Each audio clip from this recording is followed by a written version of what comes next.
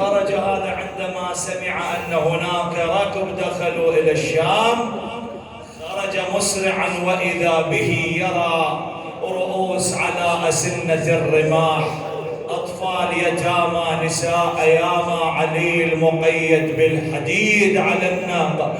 التفت وإذا يرى امرأة على الناقة، قال لها: ما أعظم هذا السبي، من أي المدائن أنتم؟ قالت له: نحن من مدينة رسول الله. قالها: أنت من المدينة؟ قالت: بلى.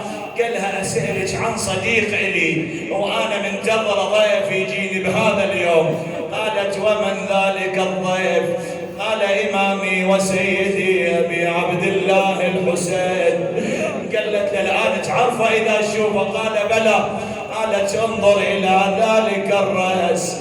يقول رفع راسه، طاحت عينه على راس الحسين، والحسين عيناه تنظر إلى خالد.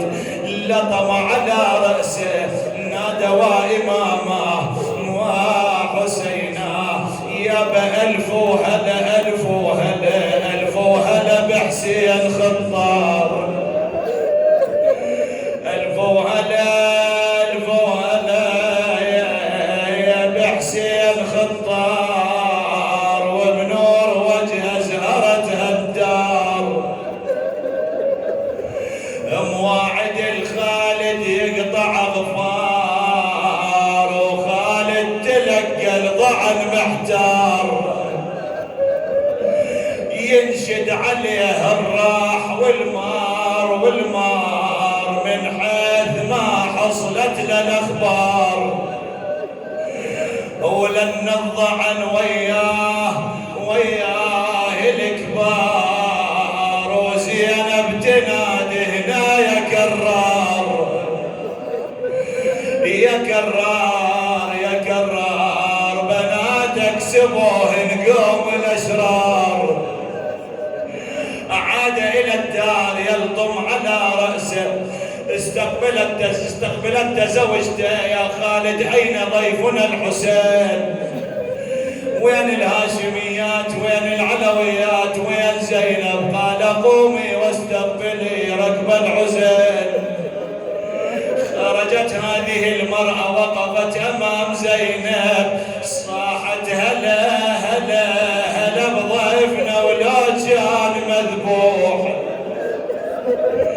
يا ويل هلا بضيفنا ولو كان مذبوح مذبوح. فلك النجاة ويا فلك نوح، مواعد الخالد بويا يا بويا.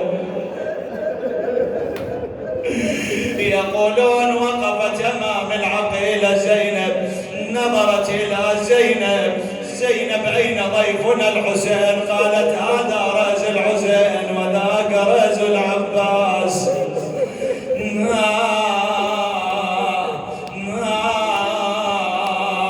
أما العقيلة زينب تقول له: خويا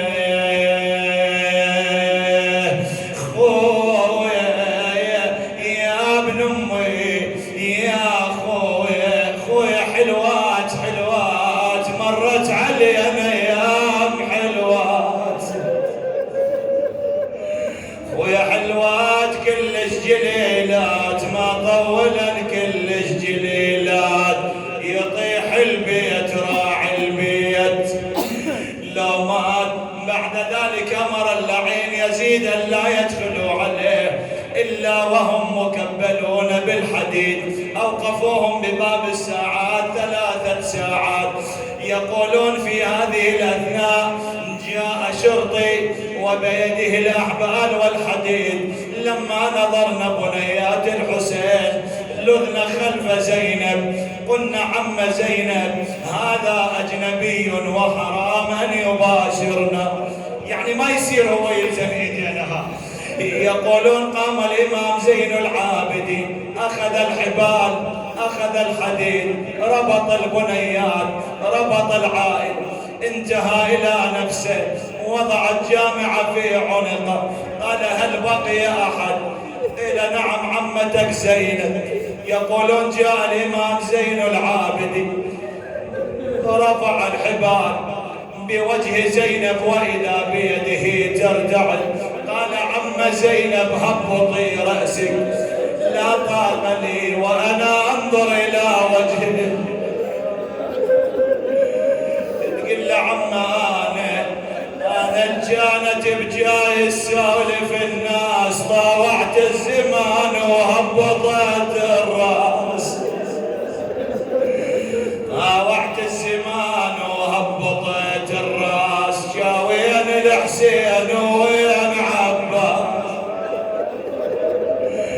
أدخلوهم إلى ذلك المسجد المأشوم إلى ذلك المجلس المأشوم والناس تتفرج عليهم. طبت خويا والناس متجمهرة من كل الأجناس يهود ونصارى ورجس وانجاس. من شافوني يا مهبط الراس قالوا يا زينب ويا عباس. قالوا يا زينب وين عباس وين البطل البيت ارفع الراس. يقولون أدخلوهم إلى ذلك المسجد المجلس المشؤوم. يزيد جالس على كرسي الخلافة. قال أين زينب التي كان يبالغ في خدرها علي؟ ما جاوبت زينب. قال زينب وما تكلمين الأمير؟ ما جاوبت العقيلة. قال يا هذا علي بالطشت المذهب.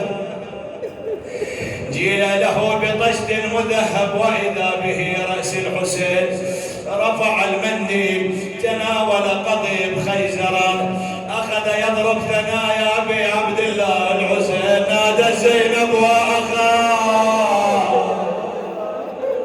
وحسين يا تقول له شفتني بلاول وحدي.